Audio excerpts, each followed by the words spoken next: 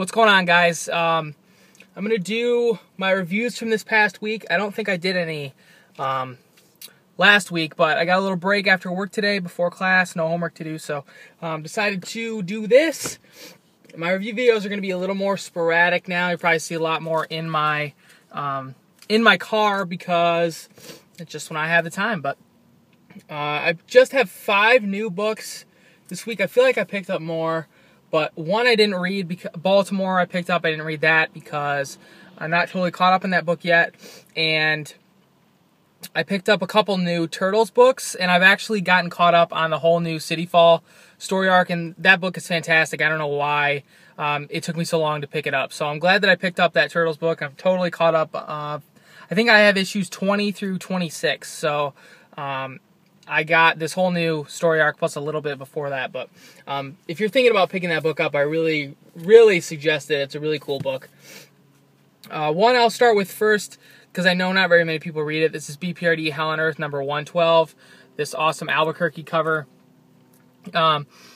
Liz is sort of in the hospital, and she's dealing with this mad scientist doctor who's making gigantic, mutated animal monsters. Really, really awesome story arc. I'm not sure if it's as good as the previous one, which was Wasteland. That one was fantastic. We'll have to wait and see how this plays out, but there's still 2 more parts. Liz gets her powers back at the end of the issue, so good, cool things to come, but I know not very many people read that, so I'm not going to harp on it, but I really think everybody should be reading BPRD stuff. It's really fantastic. Next, a few DC books.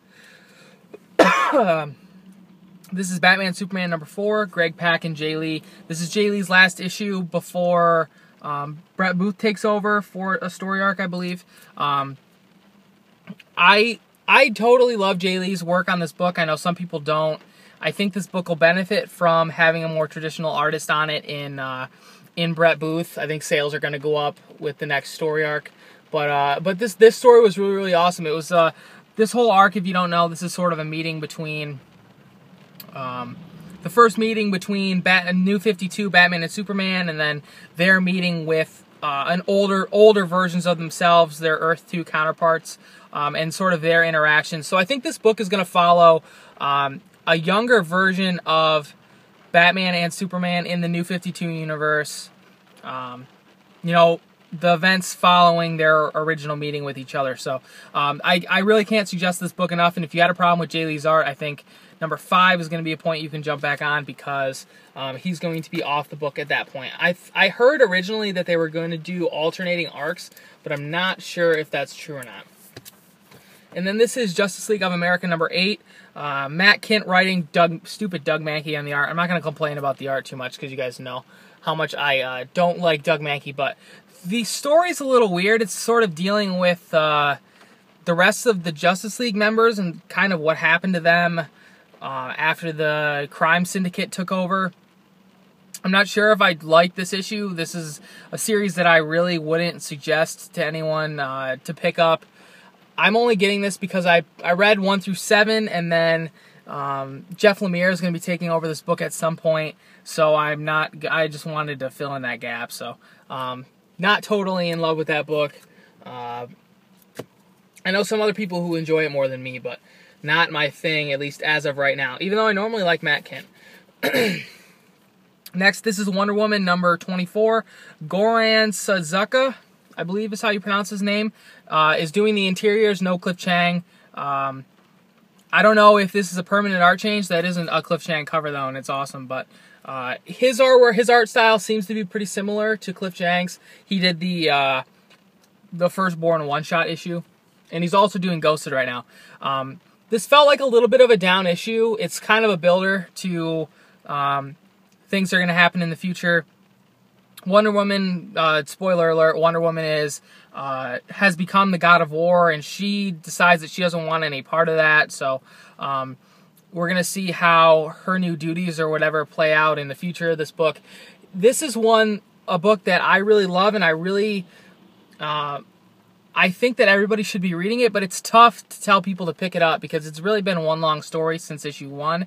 You really need to read the trades and catch up that way. So Wonder Woman's a really awesome book, but it's not one that you can just pick a random point and jump on, because I don't know, I guess it could be a little confusing if you pick some random point. And then next, this is Animal Man number 24. More Albuquerque artwork on this cover and also the interiors. Also another builder issue, because this Brother Blood story arc is continuing to play out. If you don't know, Brother Blood is sort of challenging. One of the totems has chosen Brother Blood as his avatar, the Red, and he's challenging the other totems and Buddy and Maxine, because he wants Brother Blood to take over the Red. He wants to be in control, because he feels that the Rot and the Green are both in weakened states, and he thinks that the Red can take power or take control. So, cool cliffhanger at the end of this book. Definitely more of a building issue towards things in the future. Makes me really excited to read this book moving forward. But pretty good jumping on point if you wanted to start reading Animal Man. But before this Brother Blood story arc started in issue 21, I believe. So, can't say enough good things about that book. And that's all the new issues that I read this week, besides my Turtle stuff, and also, I picked up Baltimore, but I didn't read that. In addition to that, I've been reading the first Hellblazer trade. This is Hellblazer Original Sins. I've had this for a long time, and I don't know why it took me so long to read it, but I definitely understand people's complaints about the new Constantine series after having read this. It's really sort of a shade of what Constantine used to be, the character. But I'm still going to enjoy the new book. But if you're looking to pick this book up, I would highly suggest it. Really, really big fan. This collects Hellblazer number, what is it, 1 through 9, I want to say, and then also Swamp Thing 76 and 77. I need to pick up the second volume so I can keep reading. But that's all the stuff that I've been reading this week. You'll see me on Wednesday with a normal pull-list video, and then also I think I'm going to do a pre-con video maybe Thursday or Friday, because I'm going to a Comic-Con in Detroit. Actually, I don't know where it is, Dearborn maybe, on Saturday. So I'm going to do a video sort of talking about my preparation, showing off maybe the books that I'm taking with me, and talking a little bit about the stuff that I plan to get while I'm there. And then also, I'll have a haul video posted for that con, hopefully Saturday night or Sunday. So I'm looking to get some really awesome stuff. So big thanks to you guys for watching. Take care, and I will see you guys on Wednesday.